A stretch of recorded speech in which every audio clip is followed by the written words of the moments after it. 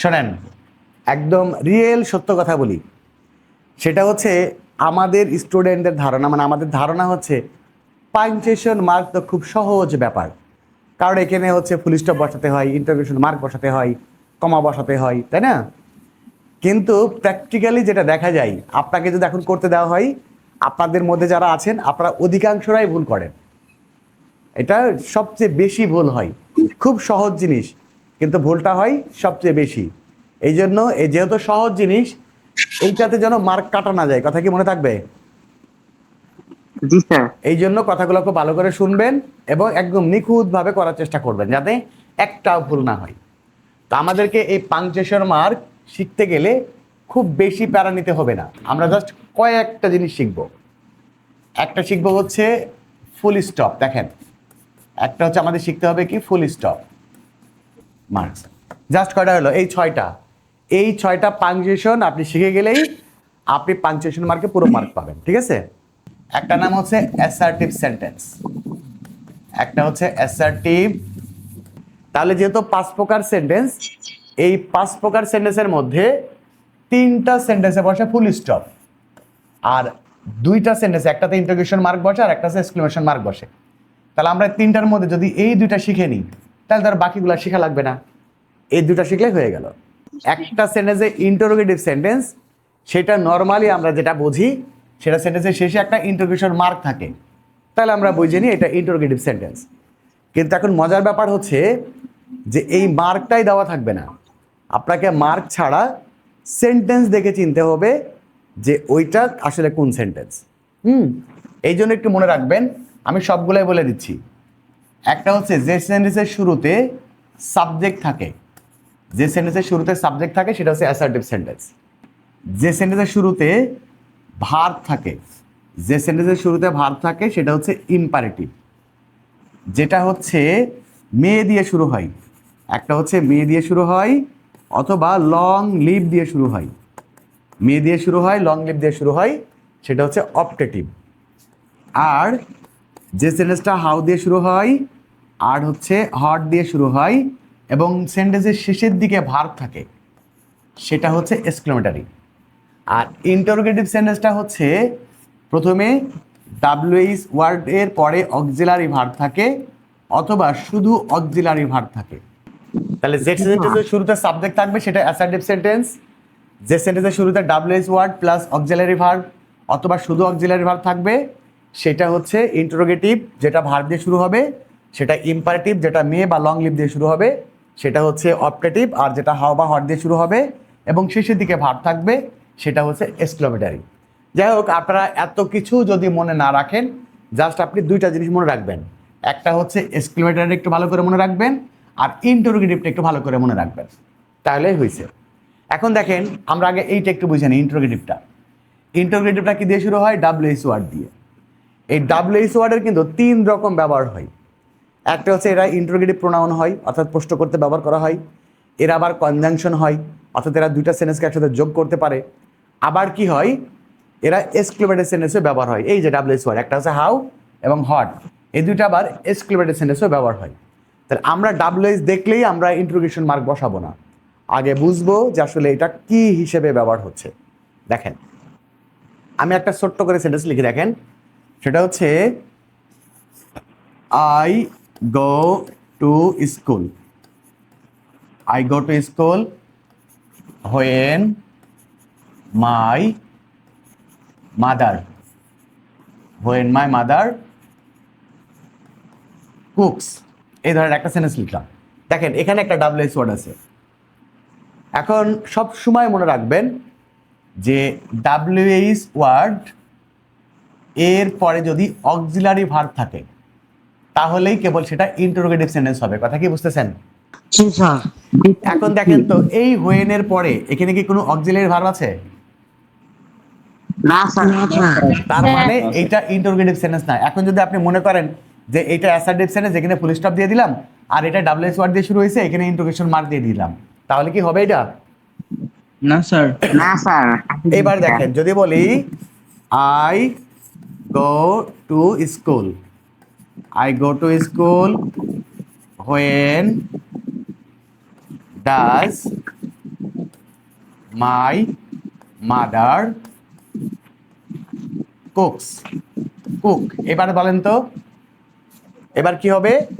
এই যে WS word এরপর একটা অক্সিলারি ভার্ব আছে না নাই? আছে। আছে। তাহলে এইটা হচ্ছে অ্যাসার্টিভ সেন্টেন্স, এখানে আমরা ফুল স্টপ ব্যবহার করব। আর এটা ইন্টারোগেটিভ সেন্টেন্স, এখানে আমরা ইন্টারোগেশন মার্ক ব্যবহার করব। কথা কি বুঝছেন নি? জি স্যার। আর জি, উপরের স্যার। ক্ষেত্রে এটা যেহেতু ইন্টারোগেটিভ প্রোনাউন না, এটা কনজাংশন, এই জন্য আমরা কি করব, এই জায়গাতে আমরা যেটা করব সেটা হচ্ছে এখানে ফুল স্টপ হবে না আর এখানেও ইন্টারোগেশন মার্ক হবে না। তাহলে কি হবে, এইটা সাবজেক্ট দিয়ে শুরু হয়েছে, একদম সেন্টেন্সের শেষে গিয়ে আমরা এখানে একটা ফুল স্টপ দিয়ে দেবো। কথা কি বুঝতেছেন? জি স্যার। জি Okay. স্যার। তাহলে এখন একটা ছোট্ট সেন্টেন্স লিখি, বলেন তো এটা কি? যদি বলি হোয়ার আর ইউ গোয়িং, এখন বলেন এখানে ফুল স্টপ হবে নাকি ইন্টারোগেশন মার্ক হবে? Interrogation mark. Interrogation mark. হবে। এই ডাব্লিউএস এর পরে অক্সিলারি ভার্ব আছে, রাইট? জি স্যার। এই জন্য ইন্টারোগেশন মার্ক। কিন্তু যদি এমন থাকতো যে why you are going, why you are going, এখন এখন কি আর ইন্টারোগেশন মার্ক হবে? না স্যার। না। এখন এই জায়গাতে কি হবে সেটা হচ্ছে এর আগে যে সেন্টেন্সটা থাকবে তার উপরে নির্ভর করবে, বুঝছেন তো? এর আগের অংশের উপরে নির্ভর করবে। ধরেন এখানে এরকম আছে, I want to know, I want to know why you are going, এখন কি হবে বলেন? Full stop. ফুল স্টপ হবে, কারণ এটা অ্যাসার্টিভ সেন্টেন্স, তাই তো? এন্ড এটা ফুল স্টপ হবে। আচ্ছা, এখন যদি এটা এমন থাকতো কি হইতো? যদি বলি does he know, does he know why you are going, এখন কি হবে বলেন? Sir interrogation mark.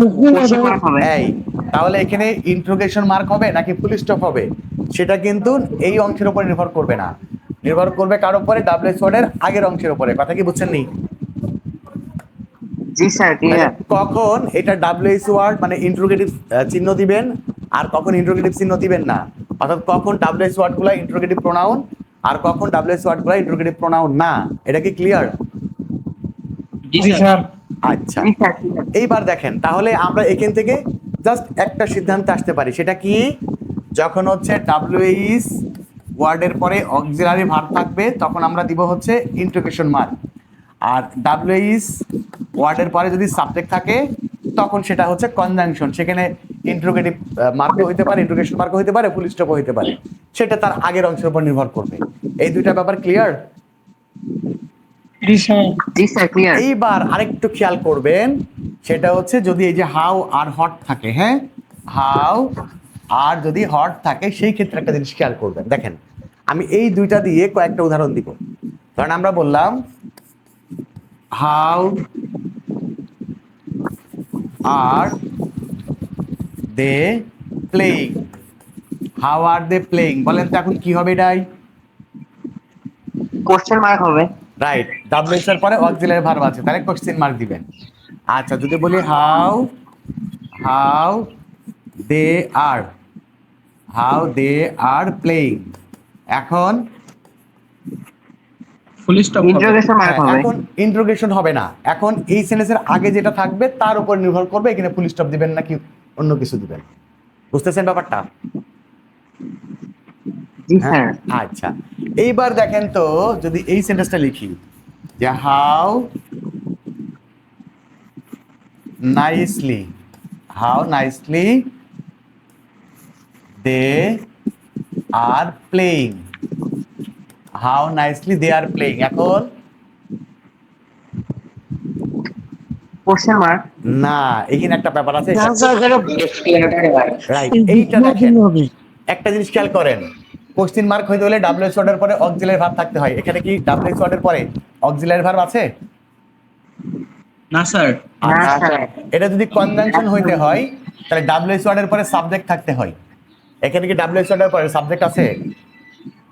না স্যার। না স্যার। যখন ডাব্লিউএস ওয়ার্ডের পরে অক্সিলারি ভার্বও থাকবে না, ডাব্লিউএস ওয়ার্ডের পরে সাবজেক্টও থাকবে না, তখন দিবেন হচ্ছে এক্সক্লামেশন মার্ক। কথা কি বুঝেছেন?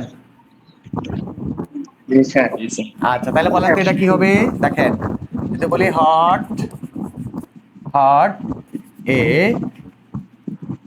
Hot an, honest, hot and honest man he is. বলেন এখানে ডাব্লিউএইচ ওয়ার্ডের পরে কোনো অক্সিলারি ভার্ব আছে? ডাব্লিউএইচ ওয়ার্ডের পরে কোনো অক্সিলারি ভার্ব আছে? স্যার না স্যার আচ্ছা, তাহলে এখানে ইন্টারোগেটিভ মার্ক হবে না। ডাব্লিউএইচ ওয়ার্ডের পরে কি কোনো সাবজেক্ট আছে? না স্যার না স্যার হ্যাঁ, সাবজেক্ট হচ্ছে এইটা। তাহলে ডাব্লিউএইচ ওয়ার্ডের পরে সাবজেক্টও নেই। তাহলে ডাব্লিউএইচ ওয়ার্ডের পরে যদি অক্সিলারি ভার্ব না থাকে, ডাব্লিউএইচ ওয়ার্ডের পরে যদি সাবজেক্টও না থাকে, তাহলে আমরা তখন বসাবো এক্সক্লেমেশন মার্ক। ক্লিয়ার? তাহলে এখন বলেন, আপনাকে এই পাংচুয়েশন মার্ক পারতে হবে না। আপনি বলেন তো একটা সেন্টেন্সের শেষে কোন চিহ্ন বসাবেন, এটা নিয়ে কোনো ঝামেলা আছে? না স্যার ওকে, একদম তাহলে একটা clear। সেন্টেন্সের শেষে কি চিহ্ন বসাবো সেটা আমরা ফাইনাল হয়ে গেলাম নাকি? জি স্যার এইবার আসেন সেন্টেন্সের ভিতরে ভিতরে কি কি চিহ্ন বসাবেন। এবার আসেন দেখেন, আমরা একটু শিখি ফুল স্টপ। এই ফুল স্টপটা কোন কোন জায়গায় ব্যবহার করবেন? নাম্বার 1, 1 নাম্বার কাজ, বাক্যের শেষে। বাক্যের শেষে, বাক্যের শেষে বলতে কি বুঝলাম? ওই যে অ্যাসার্টিভ সেন্টেন্স, ইম্পারেটিভ সেন্টেন্স আর অবজেক্টিভ সেন্টেন্স, এই তিনটা সেন্টেন্সের শেষে ফুল স্টপ বসে, রাইট? জি স্যার ওকে, এরপরে 2 নাম্বার। 2 নাম্বারে হচ্ছে নামের প্রথম অংশ। নামের প্রথম অংশ, নামের প্রথম অংশ। প্রথম অংশ কোনগুলো? ওই যে আমরা ব্যবহার করি না এমডি, ব্যবহার করি না এমডি, তারপরে মিস্টার, তারপরে মিস, তারপরে মিসেস, এমন ব্যবহার করি না? জি স্যার এইগুলাকে বলা হয় নামের প্রথম অংশ। এই নামের প্রথম অংশের পরে একটা করে ফুল স্টপ ব্যবহার করবেন, মনে থাকবে?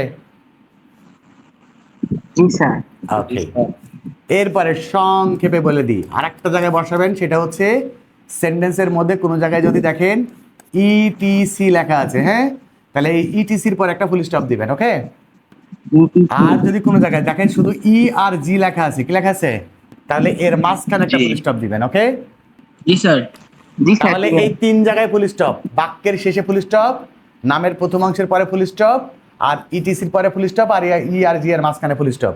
তাহলে ফুল স্টপ ব্যবহার করতে তো পারবো নাকি?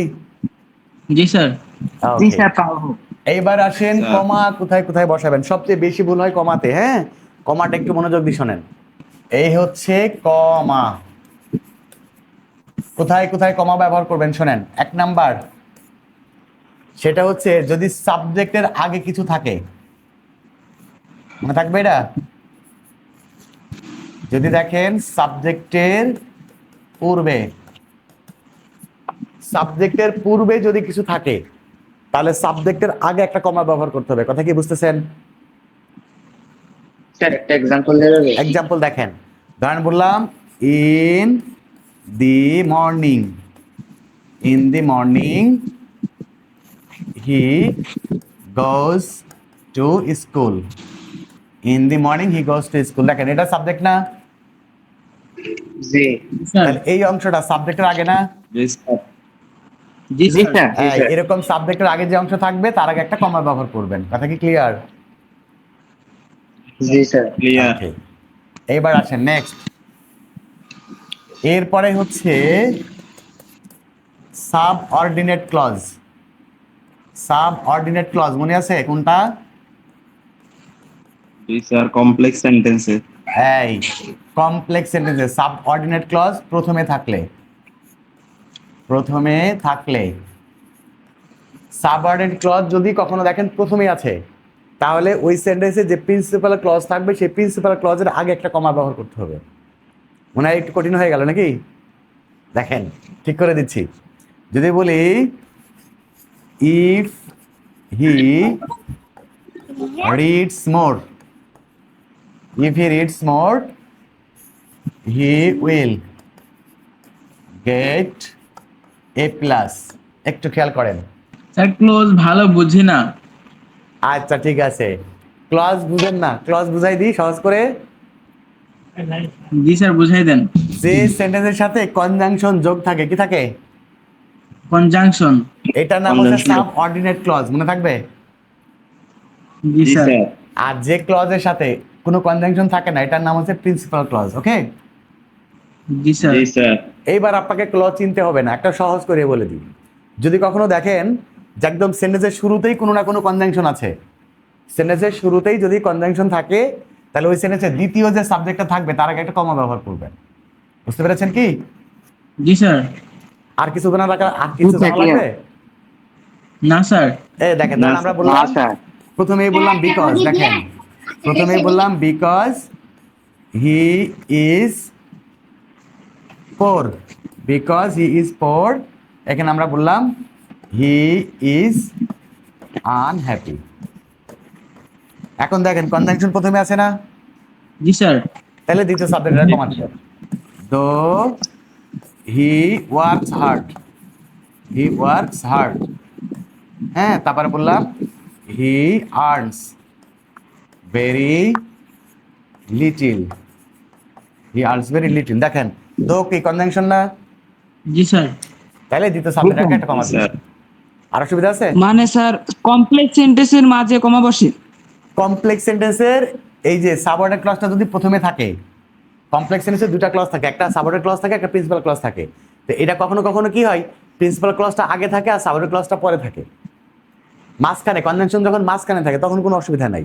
মানে এই সেন্টেন্সটাকে তো এভাবেও লেখা যায়, এই সেন্টেন্সটাকে কিন্তু এভাবে লেখা যায়, সেটা হচ্ছে he will get A plus if he reads more. বুঝছেন ব্যাপারটা? জি স্যার। তাহলে এভাবে যখন জি, থাকবে স্যার। তখন কোনো সমস্যা নাই, অসুবিধা নাই, ঠিক আছে? কিন্তু যদি কখনো এই ক্লজটা প্রথমে চলে আসে, মানে সাবঅর্ডিনেট ক্লজটা যদি প্রথমে থাকে, তখন এই প্রিন্সিপাল ক্লজের আগে একটা কমা দিতে হবে। এবার ক্লিয়ার হয়েছেন?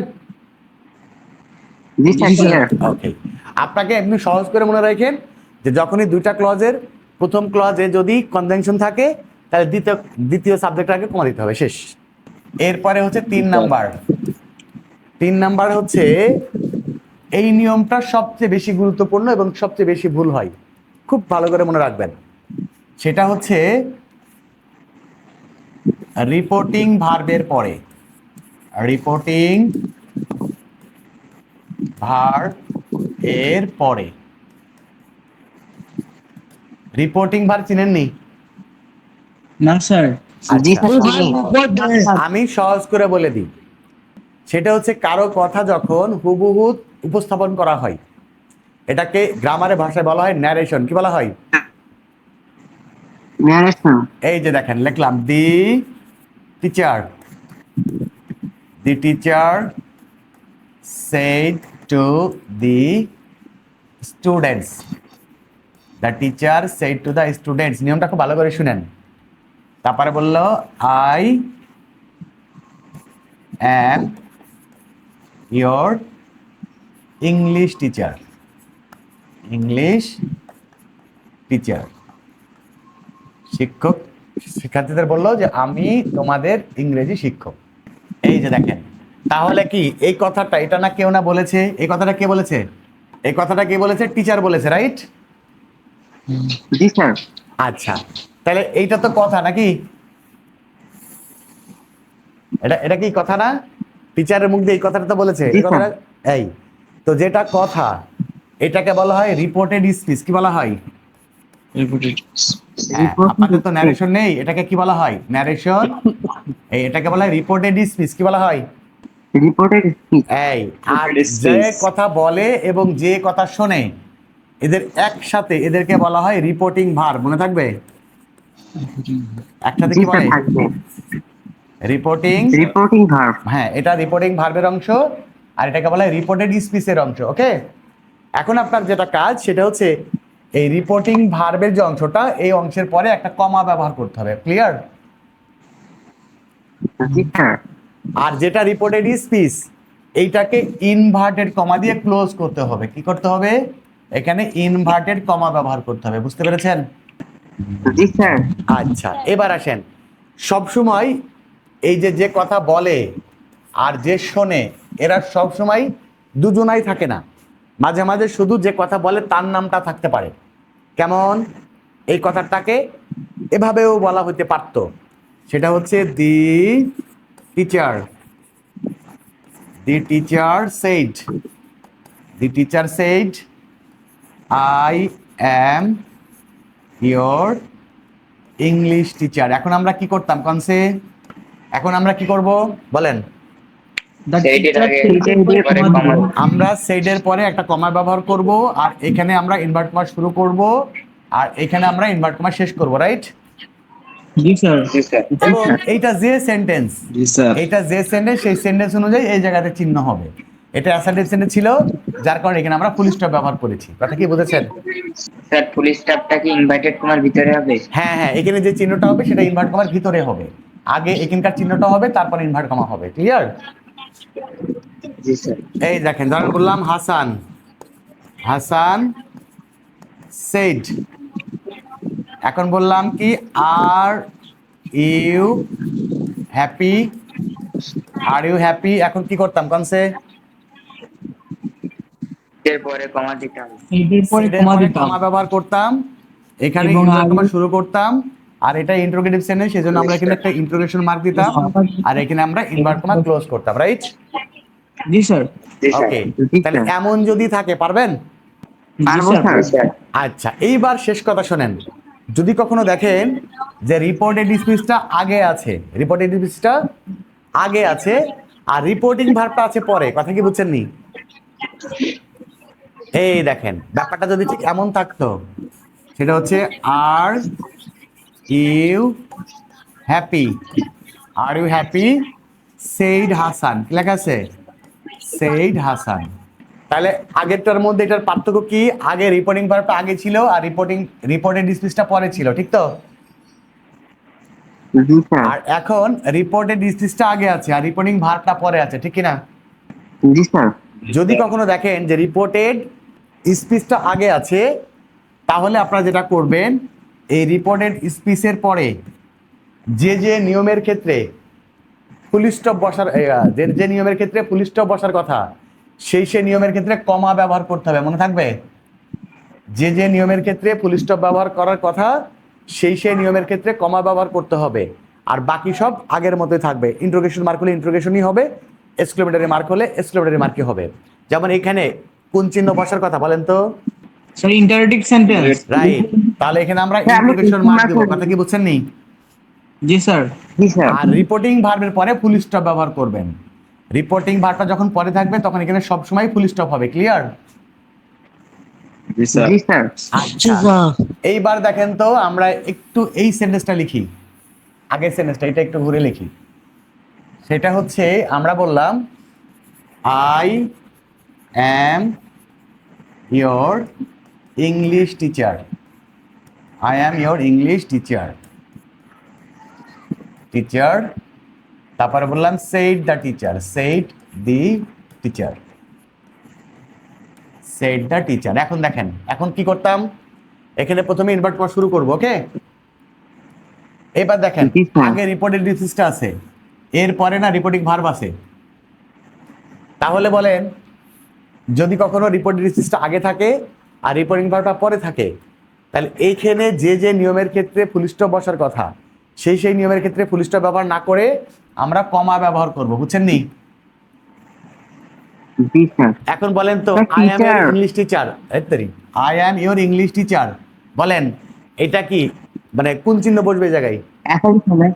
এটা assertive sentence, কোন sentence এটা? ফুল ফুল স্টপ হওয়ার কথা ছিল। এখানে ফুল স্টপ হওয়ার কথা ছিল, কিন্তু এখন আমরা আর ফুল স্টপ ব্যবহার করব না, এখানে আমরা ব্যবহার করব কমা, আর এইখানে আমরা ব্যবহার করব ইনভার্ট কমা ক্লোজ। আর এই জায়গাতে কমা ব্যবহার করার কথা ছিল, বাট এই জায়গাতে আমরা ব্যবহার করব ফুল স্টপ।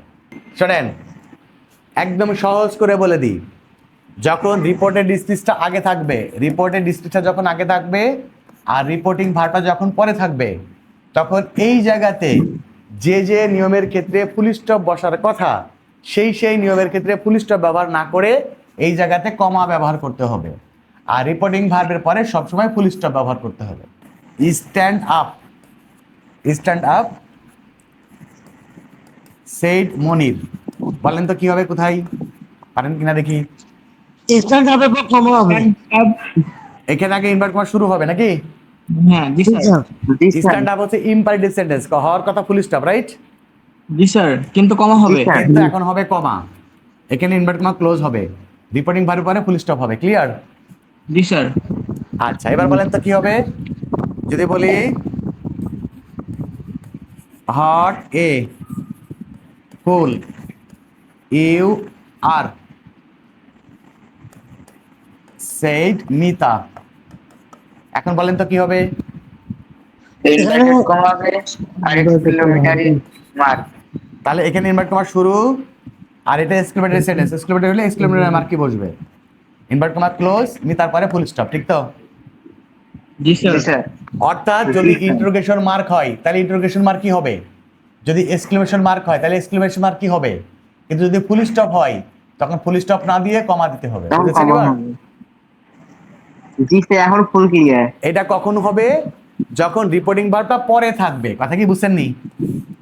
এটা ধরেন এই যে এই সেন্টেন্সটা, এটা যদি আগে থাকতো, মানে এমন থাকতো যে মনির সেইড, হ্যাঁ, আমরা এখন কি করতাম? Monir said stand up, stand up. এখন কি করতাম? স্যার মনে সেডের পরে কমা। সেইডের পরে মনির কমা, সেইডের পরে কমা, এখানে ইনভার্ট কমা শুরু, ইনভার্টেড কমা আর এখানে কি এবং হবে? Full stop. শেষ। হ্যাঁ, এখানে ফুল স্টপ, এখানে ইনভার্ট কমা ক্লোজ। ওকে, তাহলে কমার নিয়ম কটা শিখলেন? কমার নিয়ম শিখলেন 3টা। এবার হচ্ছে 4 নাম্বার কথা। 4 নাম্বার নিয়মটা হচ্ছে সমজাতীয়। সমজাতীয় ইংলিশ গ্রামারে একটা নীতিমালা হচ্ছে, যেমন দুইটা নাউন পাশাপাশি বসে না, দুইটা অ্যাডজেক্টিভ পাশাপাশি বসে না, এরকম সমজাতীয় যদি কোনো ওয়ার্ড বা ফ্রেজ পাশাপাশি থাকে তাহলে এদের পরে একটা করে কমা ব্যবহার করতে হবে। মনে থাকবে? যেমন জি দেখেন, স্যার। আপনি যদি বলেন I need, I need a pen, I need a pen, a book and a pencil, a pencil. খেয়াল করেন, এই দেখেন, তাহলে এ পেন এ বুক দুটো সমজাতীয় কথা না? জি তাহলে স্যার। সমজাতীয় যখন হবে তখন মাঝখানে কমা ব্যবহার করতে হবে। মনে থাকবে? জি জি স্যার। স্যার, থাকবে। এই দেখেন, এটা কি হবে কনসেপ্ট? যদি বলি he is honest, he is honest, তারপরে হচ্ছে হেল্পফুল, হেল্পফুল অ্যান্ড পায়াস। খেয়াল করেন, এটা একটা অ্যাডজেক্টিভ, এটা একটা অ্যাডজেক্টিভ, রাইট? জি স্যার, মাঝখানে কমা হবে। মাঝখানে একটা কমা হবে, অর্থাৎ সমজাতীয় শব্দের পরে কমা, সেটা নাউন হোক অ্যাডজেক্টিভ হোক। ক্লিয়ার? ফুল স্টপ বসে 3 জায়গায়, কমা বসে 4 জায়গায়। ক্লিয়ার? জি স্যার। আচ্ছা, জি স্যার। তাহলে আমরা যে চিহ্নগুলা শিখছিলাম, দেখেন তো পারেন কিনা একটু মনে করি। সেটা হচ্ছে কোথায় ইন্টিগ্রেশন মার্ক বসাতে হবে, এটা তো আমাদের শেখা হয়ে গেছে নাকি? জি স্যার। এক্সক্লেমেটর কোথায় বসবে সেটাও তো শেখা হয়ে গেছে। জি স্যার। জি স্যার। কমা কোথায় বসবে সেটাও তো শেখা হয়ে গেছে। জি স্যার। জি স্যার। ইনভার্টেড কমা কোথায় বসবে সেটাও তো শেখা হয়ে গেছে। জি স্যার। জি স্যার। হ্যাঁ, বাকি আছে কয়টা? শিখলাম কয়টা? আর একটা ফুল দুটো। স্টপ, 1 2 3 4 5, 6টার মধ্যে 5টা হয়ে গেছে, একটা বাকি আছে, সেটার নাম হচ্ছে অ্যাপোস্ট্রফি কমা, রাইট? এটা জি শিখলে তো স্যার। বাকি সব শেখা হয়ে গেল নাকি? জি স্যার। এই অ্যাপোস্ট্রফি কমা 2 ক্ষেত্রে বসবে, কয় ক্ষেত্রে? মাত্র দুই 2টা দুই নিয়ম। ক্ষেত্রে। অ্যাপোস্ট্রফি কমা 2টা নিয়ম আছে। নাম্বার 1, যদি কোনো নাউনের সাথে অতিরিক্ত একটা এচ যোগ হয় তখন ওই এচ এর আগে একটা অ্যাপোস্ট্রফি কমা দিবেন। মনে থাকবে? জি স্যার। কোনো আচ্ছা, নাউনের শেষে example বলুন। অতিরিক্ত একটা এজ যোগ হয়েছে, যেমন কারণ নাম হচ্ছে হাসান, কি বললাম, এর সাথে একটা অতিরিক্ত এজ যোগ আছে, তাহলে কি করবেন? হাসান তখন অবশ্যই একটা যোগ করবো। অ্যাপোস্ট্রফি কমা দিবেন, ঠিক আছে? জি আর মনে স্যার। রাখবেন এদের পরে সর্বদা একটা নাউন থাকবে। কি থাকবে? সর্বদা একটা নাউন থাকবে। নাউন থাকবে। কোনো নাউনের সাথে অতিরিক্ত একটা এস যোগ হবে এবং এর পরে আর একটা নাউন থাকবে, তখন আমরা ওই অতিরিক্ত এস এর আগে একটা অ্যাপোস্ট্রফি কমা দিব। ক্লিয়ার? জি স্যার। আর যদি এই নাউনের সাথে অতিরিক্ত না, আগে থেকেই একটা এস আছে, আগে থেকে একটা এস আছে, তারপরেও আবার আর একটা নাউন আছে, যেমন কারণ নাম ধরেন আব্বাস, কি বললাম, কারোর নাম আব্বাস, আব্বাস। এর পরে ধরেন আরেকটা নাউন আছে, তাহলে আব্বাসের নামের সাথে তো একটা মানে এস এমনি মানে অরিজিনালি আছে, অতিরিক্ত না, তাই ঠিক কিনা? জি স্যার। তখন এই এস এর পরে অ্যাপোস্ট্রোফি কমা দিতে হবে, মনে থাকবে? জি স্যার বুঝছি। এই দেখেন আরো সহজ করে দিই, ধরেন আমরা বললাম গার্লস, কি বললাম? Girls girls. School, girls school. তাহলে দেখেন গার্লস, এই গার্লকে প্লুরাল করলে তো গার্লস হয়, এটা তো অতিরিক্ত না, এটা তো অরিজিনালি আছে, ঠিক কিনা? এবং এরপর একটা নাউন আছে, তখন এস এর পরে অ্যাপোস্ট্রোফি কমা হবে, মনে থাকবে? জি স্যার থাকবে। হ্যাঁ, আর যদি এসটা অতিরিক্ত হয় তাহলে তখন এস এর আগে অ্যাপোস্ট্রোফি কমা দিবেন। ক্লিয়ার? জি স্যার। আর একটা জায়গায় অ্যাপোস্ট্রোফি কমা হবে, সেটা হচ্ছে যদি কখনো শর্ট ফর্ম ব্যবহার করা হয়, সাহায্যকারী ভার্বি ভার্ব আর নটের সাথে শর্ট ফর্ম হয়, সাবজেক্ট এবং সাহায্যকারী ভার্বের সাথে শর্ট ফর্ম হয়। যেমন আমরা যদি ব্যবহার করি, দেখেন আমরা যদি ব্যবহার করি আই হ্যাভ কে সংক্ষেপে লিখলে কি হয়? আই আর ভিই হয় নাকি? জি স্যার। এই জায়গাতে তখন একটা অ্যাপোস্ট্রোফি কমা দিতে হবে। যেমন আমরা যখন বলবো ডু নট, এটাকে সংক্ষেপে লিখতে হয় এমন ভাবে, ডন্ট, এমন হয় না? তখন এই জায়গাতে একটা অ্যাপোস্ট্রোফি কমা হবে, বুঝতেছেন? জি স্যার। যেমন কারোর নাম হচ্ছে হি ইজ, মানে হি ইজ, এটাকে সংক্ষেপে করলে কি হয়? হি দিতে হয়, একটা এস দিতে হয়, এখানে একটা অ্যাপোস্ট্রোফি কমা হবে। তাহলে যদি কখনো শর্ট ফর্ম তৈরি করা হয়, শর্ট ফর্মটা কার কার হয়? একটা হচ্ছে সাহায্যকারী ভার্ব আর নটের সাথে, আর একটা হচ্ছে সাবজেক্ট এবং সাহায্যকারী ভার্বের সাথে।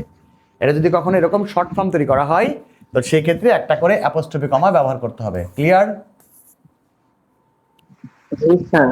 ওকে, তাহলে পাংচুয়েশন মার্ক কোথায় কোথায় বসবে? ক্লিয়ার হয়েছেন? জি স্যার। জি স্যার থাকবে।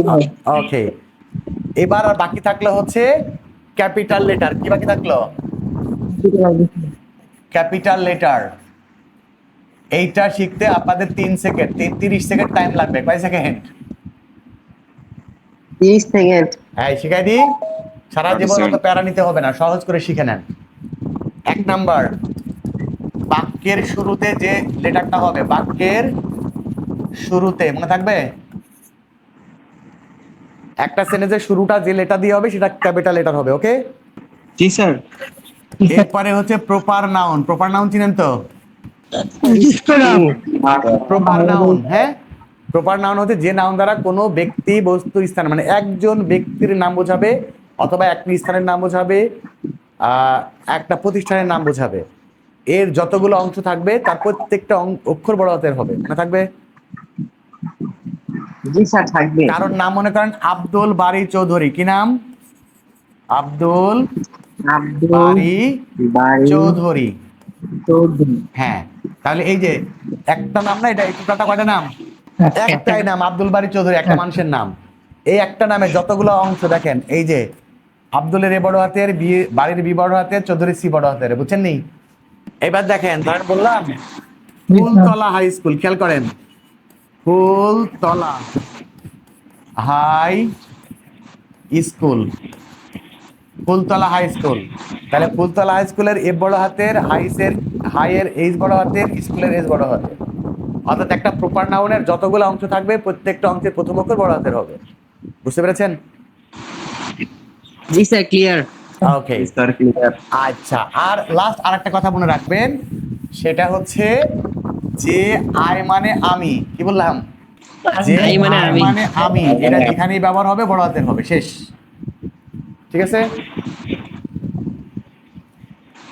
তাহলে 3টা নিয়ম মনে রাখবেন। বাক্যের শুরুতে যে লেটারটা হবে বড় হাতের হবে, প্রপার নাউনের যে কটা অংশ থাকবে প্রত্যেকটা অংশের প্রথম অক্ষর বড় হাতের হবে, আর আই মানে আমি যেখানেই ব্যবহার হবে সেটা বড় হাতের হবে। ঠিক আছে?